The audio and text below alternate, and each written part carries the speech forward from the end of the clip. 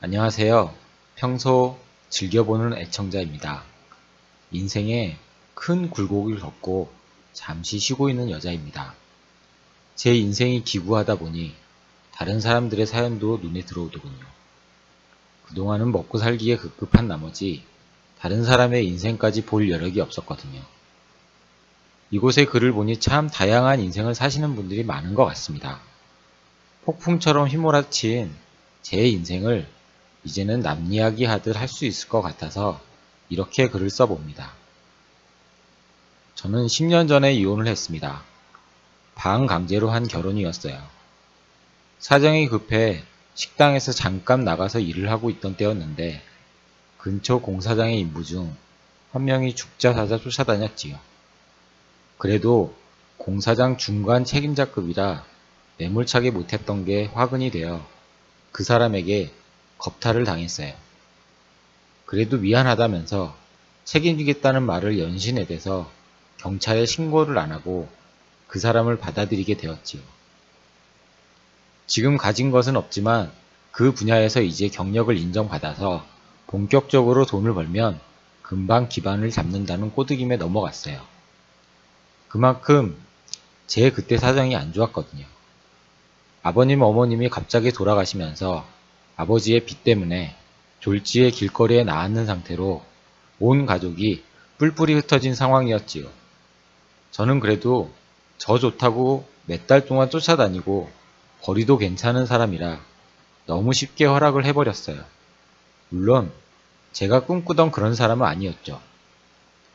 공사판에서 어릴 때부터 굴러다닌 사람이라 우락부락하고 투박한 사람이었어요.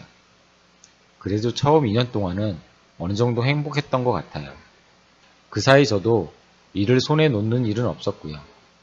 한번 나락으로 떨어지니 만약을 대비해야 한다는 슬기로움이 생기더군요. 저는 간호대를 나왔어요. 졸업반 때 집에 문제가 생겨서 간신히 졸업은 했지만 마지막 실습만을 남겨놨기에 결혼 후 아르바이트를 하며 간호사 자격증을 딸 수 있었지요. 그 남자는 투박했지만 꽤 정이 많은 사람이었어요. 비가 와서 공사장이 쉬는 날에는 저랑 영화를 보러 가주기도 하고요. 물론 옆에서 코를 골며 잤지만요. 이렇게 사는 것도 어쩌면 좋지 않을까라는 생각을 할 때쯤이었어요. 어느 날 공사장에서 급한 전화를 받고 달려갔어요. 그 남자는 공사장에 떨어져서 다리를 크게 다쳤더군요. 병원 생활만 6개월을 했습니다. 다행히 다리를 아예 못 쓰지는 않았지만 예전처럼 정상적인 생활은 어려운 상태가 되었어요. 저는 그렇게 그 남자의 병수발을 들게 되었어요. 그 사람은 참 사람을 힘들게 했습니다. 현실을 인정하지 않더군요. 자기가 잘못한 게 아니라며 온 사방에 화풀이를 해댔습니다. 공사장의 책임자들도 처음에는 많이 도와주었지만 그 사람이 그렇게 막무가내로 자기 다리를 다시 돌려달라고 하니 고개를 절레절레 흔들며 더 이상 우리 쪽으로 발길을 끊더군요. 그 사람은 그래도 공사장에 쳐들어가 깽판까지 쳐댔어요. 그런 상황이니 집에서는 오죽했겠어요. 다른 사람에게 화풀이가 안 되면 저에게 화를 풀기 시작하더군요. 집착도 해댔고요. 치료비야 회사에서 내주었지만 생활비는 벌어야 했기에 매일 일을 다녀야 하는 상황인데 화장이 지나다 향수 뿌리고 누구 만나러 나가냐 등 온갖 시비를 걸어왔습니다. 저는 그렇게 도망치듯 집을 나와야 했습니다. 집에서 혼술을 해대던 사람이 점점 폭력적으로 변하고 알코올 중독 증세까지 오더군요. 사는 게 사는 게 아니었습니다. 그래요. 제가 정말 사랑했으면 울고불고 매달려서라도 정신 차리고 다시 살아보자고 할 수 있었겠죠. 하지만 그런 말이 차마 안 나오더군요. 아마 그 사람도 이래도 안 도망가냐? 하는 식으로 저를 몰아붙인 거일지도 모르겠다는 생각이 요즘 들어서는 가끔 나네요. 그쯤 학교 아는 선배를 통해 하나의 제안을 받아서 더 급하게 도망치듯 나왔습니다. 제 사정을 어느 정도 아는 선배가 꽤 괜찮은 조건이라며 입주 간호를 한번 해보겠냐고 했어요. 꽤 있는 집 사람인데 갑자기 쓰러져 뇌졸중과 합병증으로 집에만 있어야 돼서 거의 24시간 병수발을 들어야 하는 상황인데 먹여주고 재워주며 월급도 꽤 많이 준다 하더군요. 갑자기 돌아가실 수도 있기에 1년 미만이면 추가 보상까지 해준다 하더군요. 저는 처음에는 이런 지하에 거절했습니다. 그래도 아픈 사람을 놓고 가기가 쉽지 않더군요. 며칠 후 찾아온 언니는 꽤 거금인 500만 원을 들고 왔어요. 그러다 둘 다 같이 죽는다고. 이 돈이면 저 남자 몇 달은 살 수 있을 거라며 내가 옆에 없어야 정신 차리고 다시 일어날 거라며 서로를 위해 이 정도에서 끝을 내는 게 좋을 거라고 설득을 하더군요. 저는 그날 거의 뜬 눈으로 밤을 새우고 고민을 했습니다. 그 남자는 초저녁부터 먹은 술에 못 이겨 잠이 들어 있었습니다. 저는 그 사람 머리맡에 돈과 편지를 한 장 써놓고 집을 나왔습니다. 그동안 고마웠다. 우리는 여기까지인 것 같다.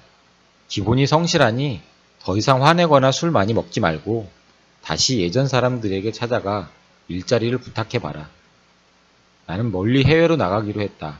찾지 마라. 아마 이 정도로 썼던 것 같아요. 예전 기억이라 잘 생각도 나지 않지만 대략 그랬던 것 같아요. 그렇게 저의 첫 결혼을 끝냈습니다. 새벽같이 짐을 싸들고 언니와 함께 지방의 한 저택으로 가게 되었습니다. 서울에서 약 2시간을 달려온 저택은 꽤 큰 규모였습니다. 마당이 있는 정원도 있었고 정원에서 바로 강이 흐르는 곳이었죠. 정말 TV에서나 보던 부잣집 별장 같은 곳이었죠. 아침부터 여러 사람들이 와 있었어요. 아들인 듯한 두 남자와 부인들, 그리고 음식을 해주는 아주머니, 집안일을 해주는 할아버지, 그리고 주치의가 있었죠. 저는 이틀 동안 주치의에게 환자의 하루 일상을 처리하는 법을 배웠어요. 뇌출혈로 쓰러진 사람이라 의식은 있지만 정상적인 생활이 안 되는지라 계속해서 마사지를 하며 혈액순환을 도와줘야 하고 각종 기계 작동 방법과 차트 정리하는 법 등 학교에서 배웠던 내용이지만 꼼꼼히 몇 번이고 알려주셨지요. 한 번 더 쇼크가 오면 바로 사망을 하실 거라는 무서운 이야기도 들었지만 내 책임 아니니 배운 대로만 하면 큰 문제 없을 거라고 안심시켜 주시더군요.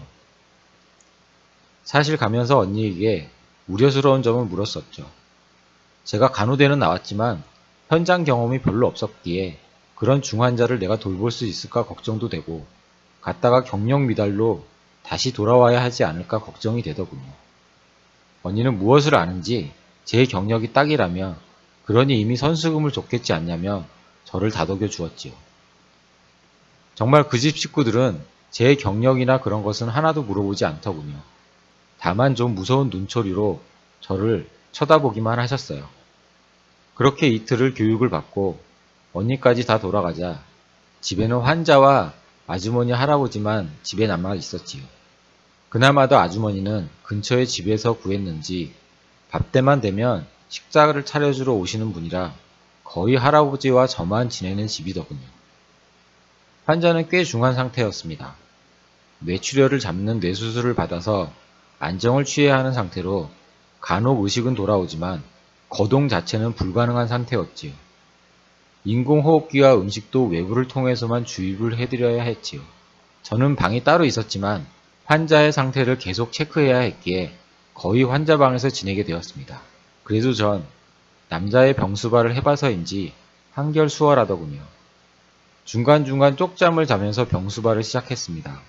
수시로 환자 몸에 연결되어 있는 기계의 수치를 체크해서 차트에 적고 음식을 먹여드리고 매일 물수거로 몸을 닦아드리면서 온몸을 마사지해드렸지요. 하루 종일 누워있는 환자는 피부 괴사가 올 수 있기에 수시로 혈액순환을 위해 주물러 주어야 했거든요. 그렇게 몇 달이 지났습니다. 몇 달 후 다시 아들 부부와 주치의 선생님이 오셨습니다. 수시로 차트를 보내드리긴 했지만 주치의 선생님은 다시 그동안의 차트를 꼼꼼히 살피시더군요. 저보고 꼼꼼히 잘한다며 나중에 어디 갈 데 없으면 자기 병원에서 일할 생각 없냐는 이야기까지 해주시더군요. 그날은 정말 처음으로 내 침대에서 단잠을 잘 수 있었어요. 그런데 항상 선잠을 자던 버릇이 있어서인지 새벽녘에 밖에서 들리는 소리에 문득 잠을 깨고 말았어요. 그런데 밖에서 들리는 소리에 저는 경악을 하게 되었어요. 아니, 박사님, 길어야 한두 달이라 하셨잖아요. 벌써 4개월째예요. 저러다 다시 일어나시는 거 아닌가요? 아마도 아들의 목소리 같았어요. 사람의 목숨은 그렇게 쉽게 가는 게 아닙니다. 특히 아버님처럼 삶의 애착이 강하신 분에게는 기적이 일어나기도 하지요. 주치의 선생님이셨어요. 아니, 그래서 일부러 초짜를 불러서 실수를 해주길 바랬는데 점점 호전이 되신다니 참 환장하겠네요. 여자 목소리인 것을 보니 아들의 부인 중에 한 명 같았어요. 그러게요. 초보자여서 걱정을 했는데 참 꼼꼼히 잘해주는 간호사네요. 아마 전에 남편이 다쳐서 병수발을 했다더니 그때 자연스럽게 몸에 밴 습관이 있었던 것 같아요.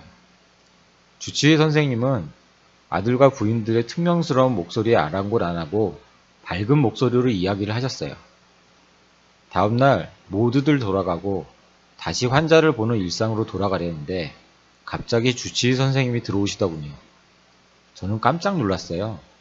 좀 전에 배웅까지 해드리고 차를 타고 가시는 거를 봤었거든요. 아마도 가다가 되돌아오신 것 같았어요. 주치의는 저에게 그냥 미소를 지어 보이시더니 환자분에게 직접 이야기를 하시기 시작하셨어요. 회장님, 의학적으로 해드릴 수 있는 건 여기까지입니다. 빨리 눈 뜨셔서 회복하셔야죠. 앞으로는 회장님의 의지에 달렸습니다. 저 아들들 못 믿어오시니 빨리 일어나셔야죠. 아직 회장님 손이 필요한 녀석들입니다. 이제 좀 컸다고 제법 회장님 흉내를 내는데 그래도 아직 한창 멀었죠. 여기 간호사가 아주 성실하게 잘합니다. 여태 이렇게 회복하신 게 이 간호사가 밤낮으로 회장님 병수발을 들어서예요. 회장님 여자복 없다고 맨날 이야기하시더니 말년에 여복이 있으시네요. 주치의 선생님은 아마 환자분하고 꽤 오래된 사이셨나봐요. 전 아무 말도 못하고 가만히 옆에만 있어드렸어요. 그러더니 저에게 핸드폰을 하나 주시더군요. 그러면서 몇 가지 당부를 하셨어요. 아마 곧 환자 온전히 정신이 돌아올 거라며 그때 어떻게 처리를 해야 하는지 알려주시고 만약 그렇게 되면 아무에게도 알리지 말고 이 핸드폰으로 자기에게만 연락을 해달라 하더군요. 그렇게 며칠 후 새벽 환자가 갑자기 신음소리를 냈습니다. 저는 선잠을 자다가 급히 일어나 불을 켜서 환자를 봤습니다. 환자분은 눈을 뜨고 숨이 막힌지 연신 손을 흔들면서 기침을 하기 위해 애를 쓰시더군요. 저는 주치의 선생님에게 미리 들었던 이야기가 있던지라 차분히 환자에게 꽂혀 있던 호스를 뺐습니다. 그리고 핸드폰으로 영상을 찍었습니다. 주치의 선생님이 환자가 의식을 돌아와서 호스를 빼달라는 신용을 하면 일단 호스를 제거한 후 영상을 찍어서 보내달라 하셨거든요. 여태 인공호흡기에 의지해 생명 연장을 하던 환자이기에 저는 숨을 제대로 쉬는지 계속 살펴봐야 했습니다. 환자는 다행히 천천히 숨을 쉬고 계시더군요. 그렇게 한참 후 환자는 물이라는 말을 하시더군요.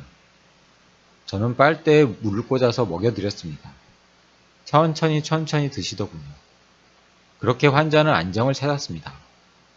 그날 오후 늦게 제 영상을 받아오신 주치의 선생님이 급히 내려오셨습니다. 다시 꼼꼼하게 환자 상태를 살피고 앞으로 어떻게 해야 하는지 자세히 알려주셨습니다. 그러게 불같은 성격 좀 고치시라니까. 내가 언젠가 이렇게 될 거라고 했지. 잠시도 쉬지 않고 일만 하더니. 휴가라 생각하고 이참에 정신 수양도 하고 마음 다스리는 법도 배우시게. 원장님은 환자에게 꾸짖듯이 말씀하셨지. 한동안은 수면제를 넣은 링겔을 맞을 거니 충분한 휴식이 절대 필요하며 특별 미움을 수시로 먹여주라는 당부도 하고 가시더군요. 그러면서 어느 정도 기력을 차릴 때까지는 저와 둘만 아는 비밀로 해달라는 당부도 잊지 않으셨습니다. 한번 회복을 하니 한결 편했습니다. 낮 시간에 매일 하는 몸 닦는 일도 천천히 몸을 돌려주셨기에 전보다 한결 힘도 덜 들고 딱딱했던 몸도 한결 부드러워져서 마사지를 하는 것도 편했습니다. 무엇보다 저녁부터 수면제가 들어가는 링겔을 맞으니 저도 새벽에 3, 4시간은 푹 잘 수 있어서 좋았어요. 제가 이곳에 온 게 10월쯤이었는데 벌써 3월이네요. 하루 종일 방 안에서 환자를 돌보느라 밖을 살필 여력도 없었는데 이제 밥 먹고 짬짬이 밖에 나가 커피를 마시면서 경치도 살피는 여유도 찾았습니다. 마당 앞에 펼쳐져 있는 호수가 일품이더군요. 순간 평생 이런 곳에 살면 얼마나 좋을까라는 생각도 들었지요. 그러던 어느 날 여느 때처럼 몸을 닦아드리고 마사지를 하는데 그래, 뭐 하시던 분인가? 환자분이 차분한 목소리로 이야기를 하시는 겁니다. 저는 깜짝 놀랐어요. 처음으로 목소리를 들을 수 있었지요. 애기도 아닌데 이렇게 매일 알몸을 보여주는데 난 자네에 대해 아는 게 없군. 조용하지만 목소리에 힘이 있는 그런 이야기였습니다. 그날부터 전 환자에게 그동안 내가 살아왔던 이야기며 책들을 구해다가 읽어드리곤 했습니다. 환자분은 가끔 고개만 끄덕이시고 별다른 말이 없이 주로 듣기만 했어요.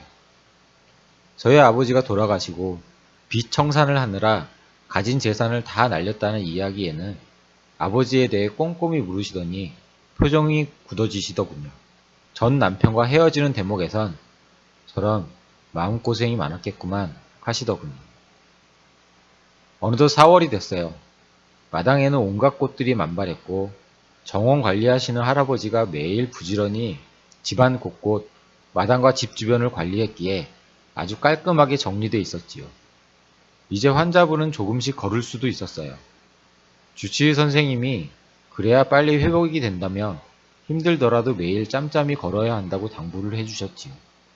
그래도 방 안에서 조금씩 걷기만 했던지라 간혹 몇 걸음씩 바를 때다 다시 침대에 눕는 일상이었어요. 그날은 갑자기 마당을 나가고 싶어 하시더군요. 저는 저 혼자 힘으로는 감당이 안 될 것 같아서 휠체어와 관리 할아버지에게 도움을 요청하였어요. 휠체어를 타고 나가신 환자분은 갑자기 마당을 응시하시더니 할아버지는 참 부지런해. 그러더니 천천히 일어나셔서 마당을 한 바퀴 저에게 부축을 받고 건지셨어요. 그날 이후 환자분은 거의 매일 마당에 나가 조금씩 걷기도 하고 햇볕을 쬐이시면서 일광욕도 하셨지요.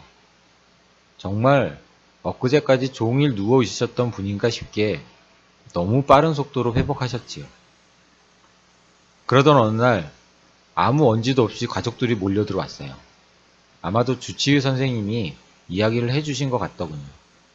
그때는 꽤 환자분이 기력을 회복하셔서 곧잘 혼자서도 걸으실 수 있는 상태였습니다. 아니 아버님, 깨어나셨으면 이야기를 해주셨어야죠. 아들 내외가 서운한 듯 이야기하더군요. 대수롭지 않은 일 가지고 유난 떨 거 없다. 이러다 가면 가는 거고 다시 일어나면 일어나는 거고 각자 꾸리던 사업장 비서실에 이야기해서 그동안 회사 상황들 보고하라고 해. 아니 아버님, 일어나신 지 얼마나 됐다고 벌써 회사 걱정이세요. 알아서 잘하고 있으니 건강 먼저 챙기세요. 니들 일에 관여할 생각 없고 내가 없어도 얼마나 회사가 잘 굴러가나 상황 파악하려는 것이니 신경 쓰지 말고 비서실에 이야기나 해놔. 환자분은 단호하게 이야기하시더군요. 역시 회사를 운영하셨던 분인지 위험 있는 말투에 다들 꼼짝 못하더군요. 그리고 이 친구가 날 살린 친구다. 앞으로 난 이 친구랑 여생을 보낼 생각이야. 그러니 니들은 어머니라고 생각하고 깍듯하게 대해라. 아니 아버님, 아무리 회복에 도움을 준 간호사라 해도 갑자기 어머님이라니요. 아유, 우리 아버지 아프시더니 노만기가 생기셨나? 갑자기 세장 가려니요. 다들 이런저런 이야기에 수군댔어요. 사실 제일 놀란 사람은 저였어요. 저에게 한마디 말도 없이 갑자기 어머니라니요. 저를 보는 눈초리들이 갑자기 따갑게 느껴졌어요. 전 시선을 어디에 둘지 몰라서 그냥 묵묵히 고개를 숙이고 있었지요. 그렇게 한바탕 전쟁을 치르고 다 다시 차를 타고 올라가고 저녁 때 주치의 선생님이 오셨어요. 저에게 나가보라고 하시더니 두 분이서 한두 시간을 이야기하고 나오시더군요. 주치의 선생님은 저에게도 오셔서 그간 차트도 꼼꼼히 살피시고 앞으로 환자 관리에 대해 주의사항을 알려주셨지요. 곧 서울에 다시 올라가서 며칠 정밀 검사를 받아야 할 거라며 그동안 기력을 회복하게 운동을 많이 시키라는 당부도 잊지 않으셨지요. 그렇게 다음날 마당에 나와서 운동을 한 후 땀을 닦아드렸어요. 자네는 내 이야기에 대해 한마디도 묻지 않는군. 회장님이 말씀하셨어요. 회장님이 뭔가 뜻이 있어서 그러셨겠지요. 그리고 제가 알아야 할 내용이면 어련히 이야기해 주셨겠지요. 전 회장님의 간호사 이상도 이하도 아니에요. 회장님 건강만 살피면 됩니다. 전 조용히 제 생각을 이야기해 드렸어요. 현명한 생각이군. 어렵게 자라서 얕게 살 수도 있었을 텐데 심지가 참 굳은 친구군. 자네 말대로 사연이 있으니 그래도 자네에게 해가 될 일은 없으니 자네는 당분간 내가 하라는 대로만 하게. 네. 전 그냥 아무런 감흥이 없었어요. 사실 남편을 피해 몇 달 정도 목돈을 마련하는 제 목적을 충분히 이루고 있었기에 더 이상 바램은 가지고 있지도 않았고요. 더군다나 회장님이 회복되시고부터는 일이 한결 수월해져서 저도 제 방에서 저녁에는 편히 잘 수도 있어서 제 인생에서 가장 여유롭고 행복한 기간처럼 느껴졌어요. 다만 회장님이 건강을 회복하시니 이제 여기도 곧 정리를 해야 되겠구나. 앞으로는 또 뭐하고 살아야 하나 라는 작은 불안감이 문득문득 드는 것은 어쩔 수가 없었지요. 그렇게 일주일 후 간만에 서울을 올라가게 되었습니다. 회장님이 정밀 검사를 받는다 하여 저도 같이 따라 나갔죠. 병실에 입원을 시켜드리고 몇 달 만에 휴가를 받게 되었습니다. 회장님 간병을 해드리려고 했지만 병원에서 방침이라면서 외부 간호사는 쓸 수가 없다고 방 강제로 휴가를 가라고 하시더군요. 아마 주치의 선생님의 저를 위한 배려 같았어요. 몇 달 만이니 친구들도 만나고 쇼핑도 하라며 따로 용돈도 챙겨주시더군요. 저는 딱히 어디 갈 데도 없고 그래도 좋은 일자리 소개해준 언니에게 보답도 할 겸 언니를 불러서 간만에 술을 한잔하게 되었어요. 몇 달 만에 술인지 모르겠더군요. 한시도 긴장을 놓은 적이 없어서 밥도 편히 못 먹었던지라 간만에 들어가는 술은 너무 짜릿짜릿하더군요. 용돈도 두둑히 받았겠다. 언니에게 대접을 한다는 핑계로 소고기를 먹었어요. 언니는 저에게 고생했다면서 회장님이 기력을 회복하셔서 다행이라고 해주셨죠. 어느 정도 식사를 할 때쯤 저는 언니에게 부탁을 했어요. 아무래도 이런 일이 제 체질인 것 같다며 혹시 다른 곳에 간호가 필요한 분이 계시면 소개를 시켜달라는 염치 없는 부탁을 했지요. 회장님이 회복이 되셨으니 저는 곧 필요가 없겠구나 라는 생각을 하고 있었으니까요. 언니는 갑자기 너 몰랐니? 거기 재단에 의료팀이 생겨서 나도 전 직장 정리하고 네 덕에 거기 다니고 있어. 내가 듣기로는 너도 거기 재단 의료팀 소속으로 돼 있다고 하던데 저는 깜짝 놀랐어요. 갑자기 회사 소속으로 취직이라뇨. 아무튼 정말 이 일을 맡고부터는 저에겐 놀라운 일들이 번번이 일어나는군요. 그렇게 언니와 간만에 수다도 떨고 앞으로 종종 보자는 기약 없는 약속을 하고 근처 호텔에서 정말 편한 잠을 잤어요. 다음날 아침 모르는 전화번호로 전화가 한 통 걸려왔어요. 회사라면서 2시까지 나와야 한다고 일방적인 통지를 하더니 끊더군요. 저는 찜찜한 기분이었지만 그래도 어제 언니에게 들은 이야기가 있어서 혹시 그 일 때문인가 싶어서 서둘러 준비를 하고 회사로 늦지 않게 도착을 했습니다. 회의실 같은 곳에 불려간 저는 일순 깜짝 놀랐어요. 회장님 아들 내외분과 몇몇 분이 앉아 계셨어요. 그 이후 일어난 일은 더 충격적이었어요. 변호사인 듯한 분이 저에게 녹취를 하겠다며 몇 가지를 물어보시고 각서를 쓰라고 하시더군요. 정리하자면 이래요. 결혼을 하더라도 일체 재산 상속이나 유산을 받을 수 없다는 것에 동의한다.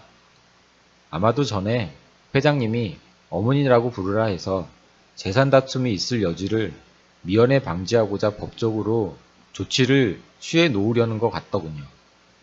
저는 추호도 그런 마음이 없었기에 그냥 하라는 대로 다 해드렸어요. 처음에는 무섭게 노려보던 분들이 제가 해달라는 대로 다 해드리자 이내 표정을 풀면서 이야기하더군요. 아유, 아버님이 정말 치매에 걸리신 건가? 평생 여자 문제 없이 지내시던 분이 뜬금없이 결혼 이야기를 하셔서. 김 간호사가 상황 파악이 좀 되는 것 같아서 편하게 이야기할게요. 저희는 그래도 중견기업에 속하는 회사를 운영하고 있습니다. 현재도 상속 등의 문제로 골치 아픈 상황이라 다른 제3자까지 껴들면 여러 가지 어려운 점이 있습니다.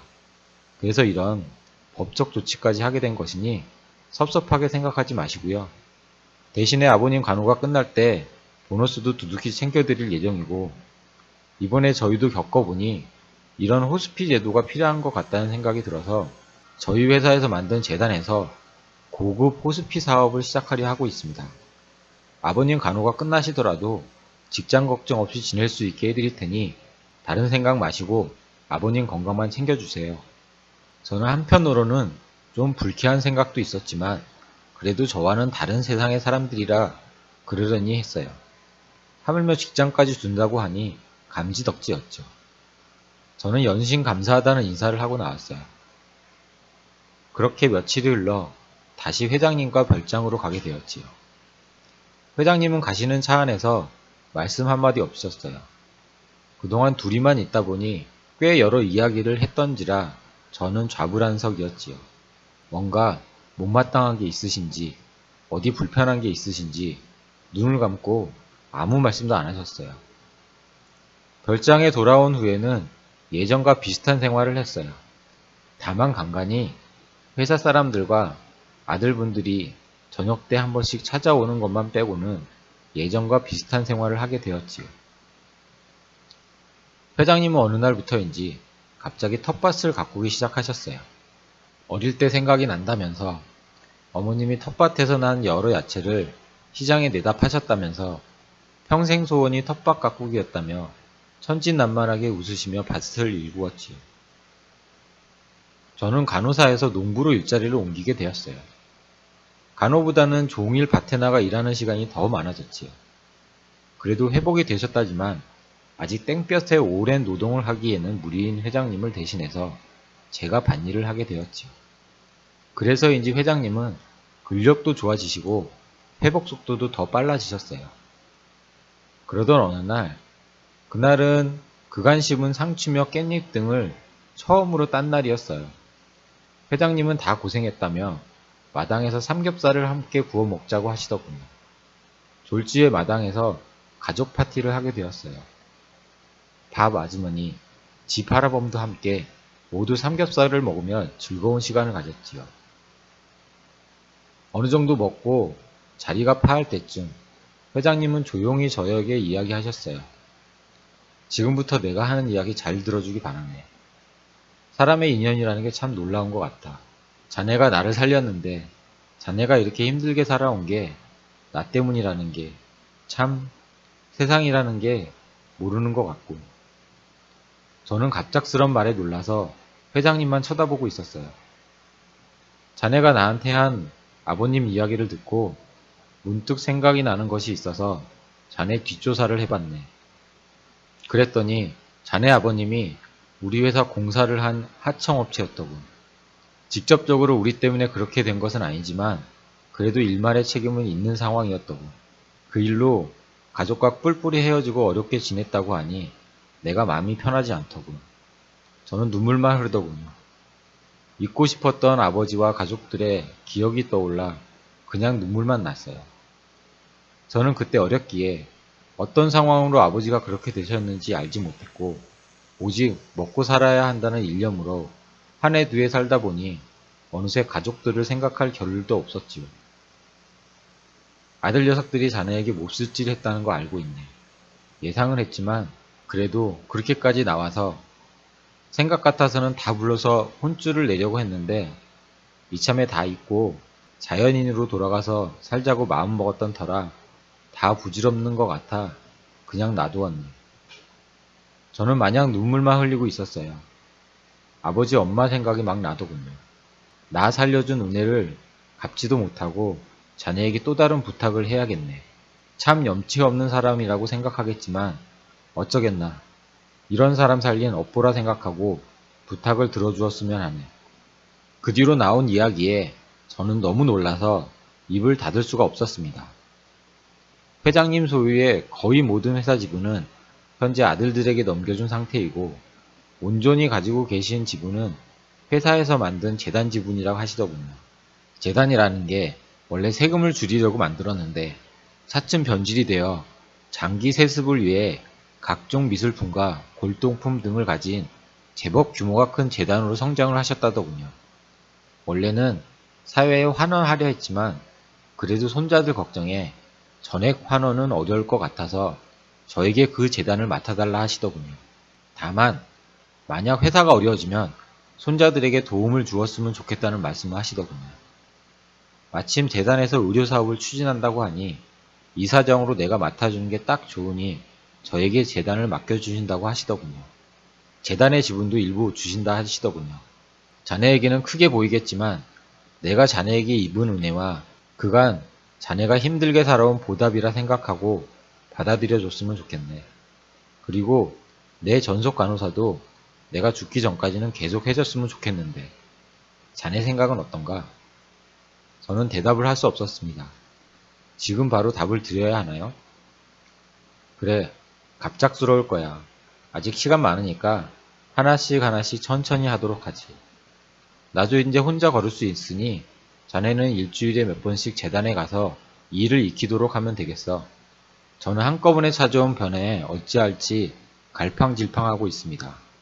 더군다나 재단의 현 이사장님을 며느님이 맡아서 하셨는데 제가 그분을 쫓아내고 들어앉는 형태가 되니 다들 곱지 않는 시선들이더군요. 물론 집안이 들고 일어나서 회장님에게 항의를 했지만 회장님은 이런 지하에 거절하시면서 만약 더 토를 달면 재단을 다 사회에 기부해버린다 하자 조용히 물러나시더군요. 저는 잠시 시간을 가졌으면 좋겠다고 회장님께 말씀드리고 잠시 한적한 어느 바닷가에 와서 휴가를 보내고 있습니다. 정말 너무 정신없는 10여 년을 보냈더니 에너지도 다 소진되는 것 같고 참 사람 마음이 간사하다고 돈에 대한 걱정이 없자 다른 걱정이 생기네요. 쉬면서 앞으로 어떻게 살아야 하나에 대한 많은 고민을 하고 있습니다. 회장님 간호를 하면서 느낀 거지만 저는 참 남을 도와주는 거에 행복을 느끼는 것 같습니다. 재단의 일은 기존에 하던 실장님이 너무 잘하시는 것 같으니 전 호스피 사업에 중점적으로 해보려 합니다. 긴 글 읽어주셔서 감사드리고요. 이렇게 글을 쓰니 마음의 정리가 되는 것 같네요. 여러분들도 앞날에 많은 행운이 깃들길 바라겠습니다. 감사합니다.